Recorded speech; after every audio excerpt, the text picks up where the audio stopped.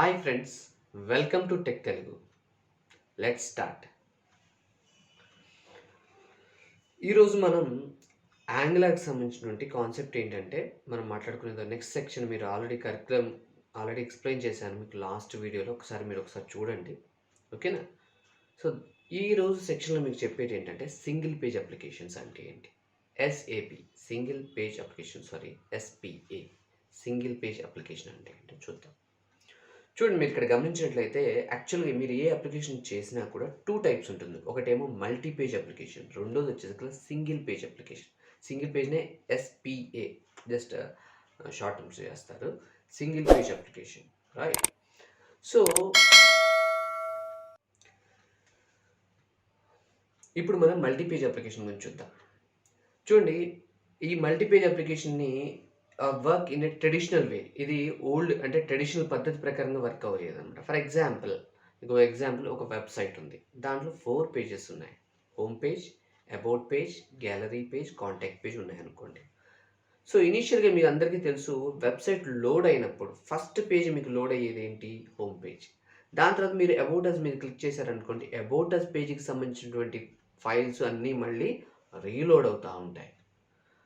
Next gallery page click చేశారనుకుంటే మళ్ళీ page అంతా కూడా రీలోడ్ అవుతుంది. కాంటాక్ట్ క్లిక్ చేస్తే మళ్ళీ, అంటే ఫర్ ఎగ్జాంపుల్ ఇప్పుడు 4 లింక్స్ నేను క్లిక్ చేస్తే ఎవ్రీ పేజ్ సిఎస్ఎస్ కాల్ చేయాలి, ప్లస్ దానికి సంబంధించిన జావాస్క్రిప్ట్ని కాల్ చేయాలి, మరియు దానికి సంబంధించిన HTML కోడ్ను కూడా కాల్ చేయాల్సి ఉంటుంది. దీనివల్ల నెంబర్ ఆఫ్ సర్వీస్ కాల్స్ సర్వర్కి వెళ్తాయి. సో దానివల్ల సర్వర్ కాస్ట్ కూడా పెరుగుతుంది. So because it is a static content. For example logo ఉంది, ఎవ్రీ టైం మారదు. ఎవ్రీ టైం కాల్ సర్వర్కి వెళ్ళేసరికి ఏమవుతుంది, అన్నెసరీ సర్వీస్ కాల్ అయ్యి. సో అదంతా కూడా ఆ కస్టమర్కి, ఎవరైతే ఆ సైట్ చేయించుకున్నారో ఆ పర్సన్కి ఆ కాస్ట్ బర్డెన్ పెరుగుతుంది. సో దీని నుంచి తగ్గించడం కోసమే ఈ సింగిల్ పేజ్ అప్లికేషన్స్ అనేవి వచ్చాయి, ఓకేనా? అయితే ఈ యాక్చువల్గా ఈ మల్టీ పేజ్ అప్లికేషన్స్ మీరు చూసినట్లయితే ఎవ్రీ టైం రెండర్ అవుతుంది. నెక్స్ట్ వచ్చేసరికి when compare to single page అప్లికేషన్స్తో కంపేర్ చేస్తే దీస్ అప్లికేషన్స్ చాలా పెద్దగా ఉంటాయి. కానీ ఇక్కడ మీరు గమనించండి, మల్టీ పేజ్ అప్లికేషన్స్ కంటే సింగిల్ పేజ్ అప్లికేషన్ బిల్డ్ చేయడం చాలా ఫాస్ట్. అందువల్ల మొత్తం మార్కెట్ అంతా కూడా single page application side move అవుతుంది. ఇప్పుడు మనం సింగిల్ పేజ్ అప్లికేషన్ నుంచి తెచ్చుకుందాం. సింగిల్ పేజ్ అప్లికేషన్ అంటే ఏంటి? ఇక్కడ చూడండి, ఇక్కడ ఆల్రెడీ ఒకసారి స్లైడ్లో చూడండి. Single page application is app that works inside A browser, doesn't require page reloading during use. అంటే ఏంటి? దీనికి అంటే సింగిల్ పేజ్ అప్లికేషన్ బ్రౌజర్లో వర్క్ అవుతుంది. ఇది మీరు ఒక పేజ్ నుంచి ఇందాక మాకు ఎగ్జాంపుల్ చెప్పినట్టు గ్యాలరీ, అబౌట్ మీరు క్లిక్ చేసినప్పుడు మళ్ళీ పేజ్ అంతా రీలోడ్ కాదు, పేజ్ మొత్తం రీలోడ్ కాదు, ఆటోమేటిక్గా కంటెంట్ చేంజ్ అవుతుంది పేజ్ రీలోడ్ కాకుండానే. అంటే ఇక్కడ మీరు గమనించండి, సర్వీస్ కాల్ వెళ్ళదు, ఓకేనా?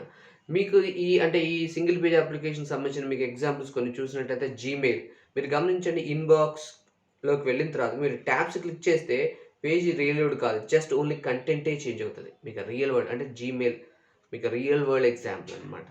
ఇంకా మీరు చూసినట్టయితే గూగుల్ మ్యాప్స్ చూడొచ్చు, మీరు ఫేస్బుక్స్ చూడొచ్చు, గిట్హబ్ ఇట్లాంటివన్నీ మీరు చూడొచ్చు.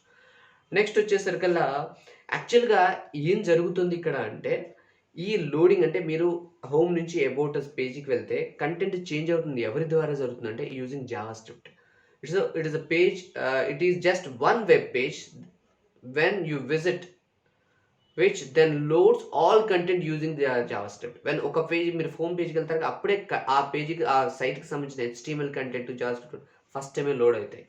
మీరు బేస్డ్ అపాన్ క్లిక్ని బట్టి ఆ కంటెంట్ మారుతుంది, అంతేగాని సర్వీస్ కాల్ మళ్ళీ వెళ్ళదు. నెక్స్ట్, సో ఇక్కడ జావాస్క్రిప్ట్కి సంబంధించిన లైబ్రరీస్ చాలా ఉన్నాయి, ఒక యాంగులర్ ఒకటే కాదు.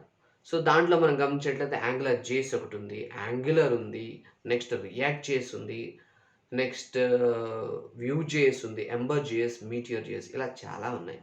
కానీ దీంట్లో మనకి పాపులర్ వచ్చేసరికల్లా యాంగులర్ JS కాదు. సో యాంగులర్ JSకి యాంగులర్కి డిఫరెన్స్ నెక్స్ట్ వీడియోలో చూద్దాం, because it is most important interview question కూడా, రైట్?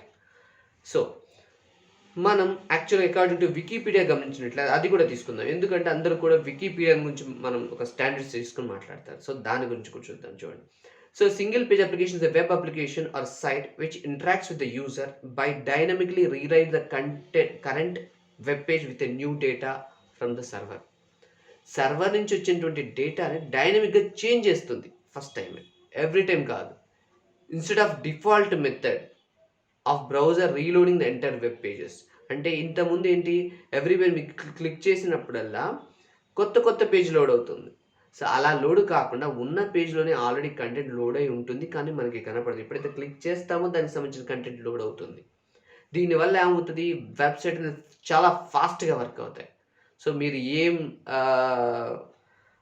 కస్టమర్‌కి ఏ విధమైన యాప్ ఇచ్చినా కూడా చాలా ఫాస్ట్‌గా ఉంటుంది when compared to the multi page application. ఇది సింగిల్ పేజ్ అప్లికేషన్స్‌కి, మల్టీ పేజ్ అప్లికేషన్స్‌కి డిఫరెన్సెస్. రైట్?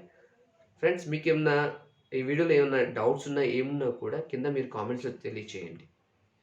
దానివల్ల మేము ఇంకా ఈ కోర్స్‌ని మీకు అనుగుణంగా మోడిఫై చేస్తాం. సెకండ్ విషయం వచ్చేకల్లా మీకు ఈ వీడియో నచ్చినట్లయితే లైక్ చేయండి, షేర్ చేయండి, సబ్స్క్రైబ్ చేసుకోండి. మీరు సబ్స్క్రైబ్ చేసుకుంటే మళ్ళీ నెక్స్ట్ వచ్చే వీడియోస్ కూడా మీకు నోటిఫికేషన్స్ వస్తాయి. Okay. Thanks for listening this video. Signing off, Tech Tech.